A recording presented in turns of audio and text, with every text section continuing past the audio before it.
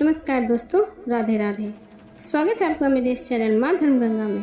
आज हम आषाढ़ माह पूर्णिमा की व्रत कथा सुनेंगे। आषाढ़ माह के शुक्ल पक्ष की पूर्णिमा तिथि को आषाढ़ पूर्णिमा कहते हैं। सभी माह में पूर्णिमा में आषाढ़ पूर्णिमा का बहुत ही महत्व है। इस दिन भगवान विष्णु के साथ माँ लक्ष्मी की पूजा करने का विधान है। धार्मिक मान्यताओं के अनुसार इस दिन महर्षि वेद व्यास जी का जन्म हुआ था, इसलिए इसे व्यास पूर्णिमा भी कहते हैं। मान्यता है कि महर्षि वेद व्यास को संसार का पहला गुरु माना जाता है। उनका हिंदू धर्म में संस्कृति में काफ़ी खास योगदान रहा है। इस तिथि पर अपने देवी देवताओं के साथ गुरुओं की पूजा करना बेहद शुभ माना जाता है। इस साल 21 जुलाई 2024 को आषाढ़ पूर्णिमा मनाई जाएगी। आषाढ़ माह के शुक्ल पक्ष की पूर्णिमा तिथि 20 जुलाई को शाम 5:59 पर शुरू होगी। इसका समापन 21 जुलाई दोपहर 3:46 तक होगा। ऐसे में आषाढ़ पूर्णिमा 21 जुलाई 2024 को मनाई जाएगी। इसके दौरान चंद्रोदय का समय शाम 6:47 पर होगा। अब सुने आषाढ़ माह पूर्णिमा व्रत कथा। द्वापर युग में एक समय की बात है। यशोदा जी ने कृष्ण से कहा, हे कृष्ण, तुमने सारे संसार के उत्कर्ता हो, पोषण तथा संहार करता हो। आज ऐसा कोई व्रत मुझसे कहो जिसके करने से मृत्यु लोक में स्त्रियों को विधवा होने का भय न रहे तथा व्रत से सभी मनुष्य की मनोकामना पूर्ण होने वाला हो। श्री कृष्ण कहने लगे, हे माता, तुमने अति सुंदर प्रश्न किया है। मैं तुमसे ऐसा व्रत का विस्तार से कहता हूँ। सौभाग्य की प्राप्ति के लिए स्त्रियों को अर्थात 32 पूर्णिमा का व्रत करना चाहिए। इस व्रत को करने से स्त्रियों को सौभाग्य संपत्ति मिलती है। यह व्रत अचल सौभाग्य देने वाला और भगवान शंकर के प्रति मनुष्य मात्र की भक्ति को बढ़ाने वाला। यशोदा जी कहने लगी, हे कृष्ण, सर्वप्रथम इस व्रत को मृत्यु लोक में किसने किया था, इसके मुझे विस्तार पूर्वक कहो। श्री कृष्ण कहने लगे, इस भूमंडल पर एक अत्यंत प्रसिद्ध राजा चंद्रहास से पालिक अनेक प्रकार के रत्नों से परिपूर्ण कार्तिका नाम की एक नगरी थी। वहाँ धनेश्वर नाम का एक ब्राह्मण रहता था। इसकी स्त्री अति सुशील रूपवती दोनों ही उस नगरी में बड़े प्रेम से रहते थे। घर में धन धान्य की कोई कमी नहीं थी। उनको एक बड़ा दुख था, उनको कोई संतान नहीं थी, जिस वजह से वो बहुत दुखी रहते थे। एक दिन एक बड़ा तपस्वी योगी उस नगरी में आया। वह योगी बाकी सभी घरों से भिक्षा मांगकर भोजन किया करता, लेकिन उस ब्राह्मण के घर से भिक्षा नहीं मांगा करता। एक दिन योगी गंगा किनारे भिक्षा मांगकर प्रेम पूर्वक खा रहा था कि धनेश्वर ने योगी को यह सब करते देख लिया। सब कार्य किसी प्रकार देख लिया। अपने भिक्षा का अनादर से दुखी हो धनेश्वर योगी से बोले, आप सभी घरों से भिक्षा लेते हैं परंतु मेरे घर की भिक्षा कभी नहीं लेते, इसका क्या कारण। योगी कहने लगे, आपके धर्म में इस बात की आज्ञा नहीं देता, क्योंकि आपका गृहस्थ जीवन एक सुख वंचित है। आपके घर में कोई संतान नहीं है, आपके घर से भिक्षा मैं कैसे स्वीकार करूं। उन्होंने कहा कि जिसके संतान नहीं हो तो उसके घर से भिक्षा लेने से मेरा पतित हो जाने का भय है। धनेश्वर यह सब बात सुनकर बहुत दुखी हुआ और हाथ जोड़कर योगी के पैरों पर गिर पड़ा तथा दुखी मन से कहने लगा, आप मुझे संतान प्राप्ति का कोई उपाय बताएं। आप सर्वज्ञ हैं, मुझ पर अवश्य ही यह कृपा कीजिए।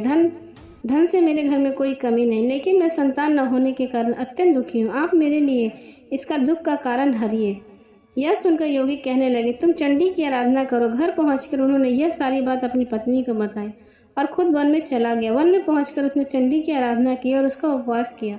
चंडी ने 16 दिन उसको सपने में दर्शन दिया और कहा कि हे धनेश्वर, जा तेरा पुत्र होगा, लेकिन उसकी आयु सिर्फ 16 वर्ष की होगी। 16 वर्ष की आयु से उसकी मृत्यु हो जाए। अगर तुम दोनों स्त्री और पुरुष 32 पूर्णिमाओं का व्रत करोगे तो वह दीर्घायु हो जाएगा।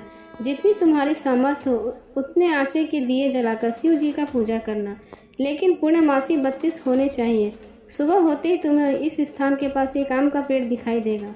उस पर चढ़कर एक फल तोड़कर अपने घर ले जाना। अपनी स्त्री को इस बारे में बताना। सुबह स्नान होने के बाद वह स्वच्छ होकर शंकर जी का ध्यान करके उस फल को खा ले, तब शंकर भगवान की कृपा से उसे गर्भ हो जाएगा।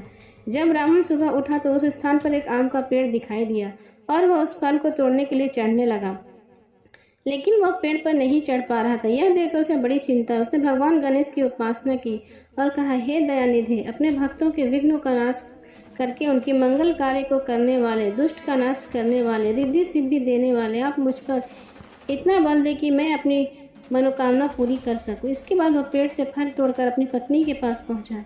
उसकी पत्नी ने अपने पति से कहे अनुसार इस फल को खा लिया और वह गर्भवती हुई। देवी की कृपा से उसे एक बहुत सुंदर पुत्र पैदा हुआ। उसका नाम उन्होंने देवीदास रखा। माता और पिता के हर्ष और शोक के साथ वह पलने बढ़ने लगा। भगवान की कृपा से बालक बहुत ही सुंदर था, सुशील और पढ़ाई लिखाई में बहुत ही निपुण था। दुर्गा जी के कथा अनुसार उसकी माता से 32 पूर्णमासी का व्रत रखा। जैसे ही 16वां वर्ग लगा, दोनों पति पत्नी बहुत दुखी हो गए, उनके पुत्र की मृत्यु ना हो जाए। उन्होंने सोचा कि अगर उसके सामने से यह सब हुआ तो वह कैसे देख पाएंगे। तभी उन्होंने देवीदास के मामा को बोला और 1 वर्ष के लिए देवीदास को काशी पढ़ने के लिए भेज दिया। 1 वर्ष के बाद उसे वापस लेकर आ जाना। देवीदास अपने माता पिता के साथ एक घोड़े पर सवार हो चल दिया। उसके मामा को यह बात पता नहीं थी। दोनों पति पत्नी 32 पूर्णमासी का व्रत पूरा किया।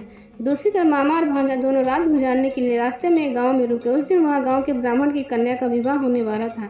जिस धर्मशाला में वर और बारात के बाकी लोग रुके थे, उसी धर्मशाला में देवीदास और उसका मामा भी ठहर गया। उस कन्या को तेल आदि चढ़ने के बाद जब लग्न समय आया तो वर की तबीयत खराब हो गई। वर के पिता ने अपने परिवार वालों से विचार विमर्श करके कहा कि यह देवीदास मेरे पुत्र जैसा ही है, मैं इसके साथ लग्न करा दूंगा और बाद में बाकी सारे काम मेरे बेटे के साथ पूरे हो जाएंगे। ऐसा कहने के बाद वर के पिता देवीदास को मांगने के लिए उसके मामा के पास गया और उन्हें सारी बात बताई। मामा ने कहा कि कन्यादान में जो कुछ मिलेगा वो हमें दे दिया जाए। वर के पिता ने बात स्वीकार कर ली। इसके बाद देवीदास का कन्या के साथ विवाह संपन्न हो गया। इसके बाद वह अपनी पत्नी के साथ भोजन न कर सका और मन में विचार करने लगा कि न जाने यह किसकी पत्नी होगी। यह सोचकर उसकी आंखों में आंसू आ गए। तब वधू ने पूछा कि क्या बात है, आप क्यों उदास हो। तब उसने सारी बात अपनी पत्नी को बता दी। तब कन्या कहने लगी, यह ब्रह्म विवाद से विपरीत है, आप ही मेरे पति हैं, मैं आपकी ही पत्नी रहूंगी, किसी अन्य को कभी नहीं। तभी देवदास ने कहा कि ऐसा मत करिए, क्योंकि मेरी आयु बहुत कम है, मेरे बाद आपका क्या होगा। लेकिन उसकी पत्नी नहीं मानी और बोली, स्वामी आप भोजन कीजिए। दोनों रात में सोने के लिए चले गए। सुबह देवीदास ने पत्नी को 4 नगों से जड़ी एक अंगूठी दे दी और एक रुमाल दे दिया और बोला, हे प्रिय, इसे ले लो और संकेत समझकर स्थिर चित्त हो जाओ। मेरे मरण के और जीवन के जानने के लिए एक पुष्प वाटिका बना लो, उसमें सुगंधित वाली एक नवमल्लिका लगा लो, उसको प्रतिदिन जल से सींचा करो और आनंद के साथ खेलो कूदो। जिस समय और जिस दिन मेरा प्राण निकलेगा उस दिन यह फूल सूख जाएंगे। जब यह फिर से हरे हो जाएं तो जान लेना कि मैं जीवित हूँ। यह समझाकर वह वहाँ से चला गया। इसके बाद जब वर और बाकी बाराती मंडप से में आए तो कन्या ने उसे देखकर यह कहा कि मेरा पति नहीं है, मेरे पति वह हैं जिनके साथ मैंने रात में विवाद हुआ है, इसके साथ मेरा विवाह नहीं हुआ। अगर यह वही है तो बताए कि मैंने इसको क्या दिया था। साथ ही कन्यादान के समय को आभूषण मिले उन्हें दिखाए। कन्या की ये सारी बातें सुनकर वह कहने लगा कि मैं यह सब नहीं जानता। इसके बाद सारी बारात वे अपमानित होकर लौट गई। भगवान कृष्ण बोले, हे माता। इस प्रकार देवीदास काशी चला गया और कुछ समय जब बीत गया तो एक सर्प ने उसको डसने के लिए वहां आ गया, लेकिन वह उसको काट नहीं पाया क्योंकि उसकी माता ने पहले ही 32 पूर्णिमा का व्रत किया था। इसके बाद खुद काल वहां पहुंचा। भगवान की कृपा से तभी वहां माता पार्वती और भगवान गणेश आ गए। देवीदास को मूर्छित दशा में देखकर माता पार्वती ने भगवान शिव से प्रार्थना की कि हे महाराज, इस बालक की माता ने पहले ही 32 पूर्णिमा का व्रत किया है, आप इसको प्राण दे। भगवान शिव ने माता पार्वती के कहने पर उसे प्राण दे दिया। उधर उसकी पत्नी उसके काल की प्रतीक्षा कर रही थी। उसकी पत्नी ने जाकर देखा कि पुष्प और पत्र दोनों ही नहीं हैं, तो उसको बहुत आश्चर्य हुआ और जब उसने देखा कि पुष्प वाटिका फिर से हरी हो गई तो वह समझ गई कि उसका पति जिंदा है। इसके बाद वह बहुत ही प्रसन्न होकर अपने पिता से कहने लगी कि मेरे पति जीवित हैं, उनको ढूंढिए। जब 16 वर्ष बीत गया तो देवीदास ने अपने मामा के साथ काशी चल दिया। इधर उसकी पत्नी के परिवार वाले उन्हें ढूंढने के लिए जा ही रहे थे कि उन्होंने देखा कि देवीदास और उसका मामा उधर ही आ रहे हैं। उसको देखकर उनके ससुर वो बहुत प्रसन्न हुए और उनको घर ले आए। वह सारा बगर इकट्ठा हो गया और कन्या ने भी उसे पहचान लिया।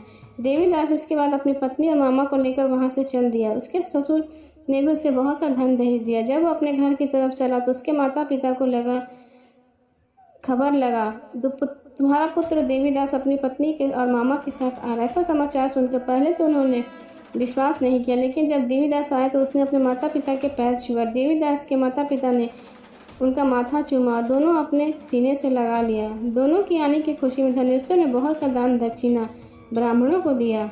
श्री कृष्ण जी कहने लगे, इस तरह धनेश्वर को 32 पूर्णिमा का व्रत के प्रभाव से संतान की प्राप्ति हुई। जो स्त्रियां इस व्रत को करती हैं वह जन्म जन्मांतर तक वैधव का दुख नहीं भोगती और सदैव सौभाग्यवती रहती हैं। यह मेरा वचन है। यह व्रत संतान देने वाली सभी मनोकामनाओं को पूर्ण करने वाली होती है। प्रेम से बोलिए कृष्ण भगवान की जय।